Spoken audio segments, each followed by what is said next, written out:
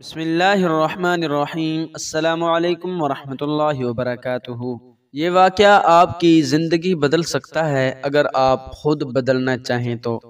حضرت شقیق بلخی رحمۃ اللہ علیہ فرماتے ہیں، روزانہ صبح کے وقت شیطان میرے پاس آگے پیچھے دائیں بائیں سے آتا ہے، میرے سامنے آ کر کہتا ہے تم خوف نہ کرو، بے شک اللہ عز و جل بڑا غفور الرحیم ہے۔ یہ سن کر میں یہ آیت پڑھتا ہوں، وَإِنِّي لَغَفَّارٌ لِّمَن تَابَ وَآمَنَ وَعَمِلَ صَالِحًا ثُمَّ اهْتَدَىٰ، اور بے شک میں اس آدمی کو بہت بخشنے والا ہوں جس نے توبہ کی اور ایمان لایا اور نیک عمل کیا پھر ہدایت پر رہا۔ مراد یہ کہ اللہ تعالیٰ بخشنے والا تو ہے، لیکن اس آیت کے مطابق ان لوگوں کو بخشنے والا ہے جو توبہ و ایمان اور اعمال صالحہ کرنے والے ہیں، لہٰذا میں عمل سے بے پرواہ نہیں ہو سکتا۔ اور پھر شیطان میرے پیچھے سے مجھے یہ خوف دلاتا ہے کہ میری اولاد محتاج ہو جائے گی، عبادت چھوڑو، رزق کی تلاش کرو۔ تب میں یہ آیت پڑھتا ہوں، وَمَا مِن دَابَّةٍ فِي الْأَرْضِ إِلَّا عَلَى اللَّهِ رِزْقُهَا۔ ترجمہ، اور زمین پر چلنے والا کوئی جاندار ایسا نہیں جس کا رزق اللہ کے ذمہ کرم پر نہ ہو۔ مراد یہ کہ مجھے رزق کی فکر ڈال کر اللہ سے غافل نہ کر، کیونکہ رزق تو اسی کے ذمہ کرم پر ہے۔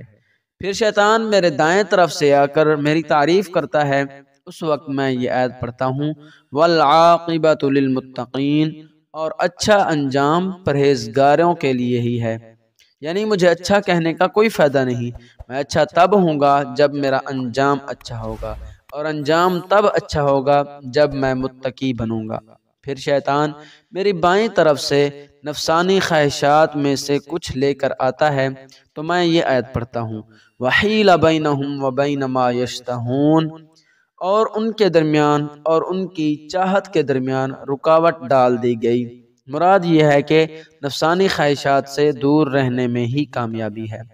امام محمد غزالی رحمۃ اللہ علیہ فرماتے ہیں، شیطان کے شر سے اپنے آپ کو حد الامکان بچاؤ، اور اس سلسلے میں تمہارے لیے سب سے بڑی یہی دلیل کافی ہے جو اللہ تعالیٰ نے اپنے حبیب صلی اللہ تعالیٰ علیہ وآلہ وسلم سے فرمایا، وَقُلْ رَبِّ أَعُوذُ بِكَ مِنْ ہَمَزَاتِ الشَّيَاطِينِ وَأَعُوذُ بِكَ رَبِّ أَنْ يَحْضُرُونَ، اور تم عرض کرو، اے میرے رب، میں شیطانوں کے وسوسوں سے تیری پناہ مانگتا ہوں، اور اے میرے رب، میں تیری پناہ مانگتا ہوں اس سے کہ وہ شیطان میرے پاس آئیں۔ تو نبی کریم صلی اللہ تعالی علیہ وآلہ وسلم، جو سارے جہان سے بہتر، سب سے زیادہ معرفت رکھنے والے، سب سے زیادہ عقل مند، اور اللہ تعالیٰ کی بارگاہ میں سب سے زیادہ رتبہ اور فضیلت رکھنے والے ہیں، انہیں اس بات کی ضرورت ہے کہ شیطان سے اللہ کی پناہ مانگیں۔ تو تمہاری حیثیت ہی کیا ہے؟ حالانکہ تم جاہل، عیب اور نقص والے اور غفلت میں ڈوبے ہوئے ہو، تو کیا تم شیطان سے اللہ تعالیٰ کی پناہ لینے کے محتاج نہیں ہو؟ یقیناً محتاج ہو، اور بہت زیادہ محتاج ہو۔ شیطان سے حفاظت کی دعا نوٹ فرما لیں۔ حضرت جندب رضی اللہ عنہ سے روایت ہے کہ سرکار دو عالم صلی اللہ علیہ وآلہ وسلم نے ارشاد فرمایا، تم میں سے جو شخص رات کے وقت اپنے بستر پر جائے تو یہ کہہ لیا کرے، بسم اللہ اعوذ باللہ من الشیطان الرجیم۔ اللہ کریم ہم سب کو شیطان کے شر سے محفوظ فرمائے، آمین ثم آمین۔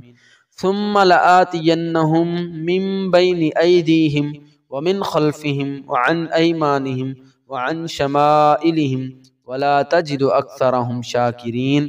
شیطان نے کہا، پھر ضرور میں ان کے آگے اور ان کے پیچھے اور ان کے دائیں اور ان کے بائیں سے ان کے پاس آؤں گا، اور تو ان میں سے اکثر کو شکر گزار نہ پائے گا۔ اللہ اکبر۔ اللہ تعالیٰ سے دعا ہے کہ اللہ پاک ہم سب کو شیطان سے بچنے اور شیطان سے پناہ مانگنے کی توفیق عطا فرمائے، آمین ثم آمین۔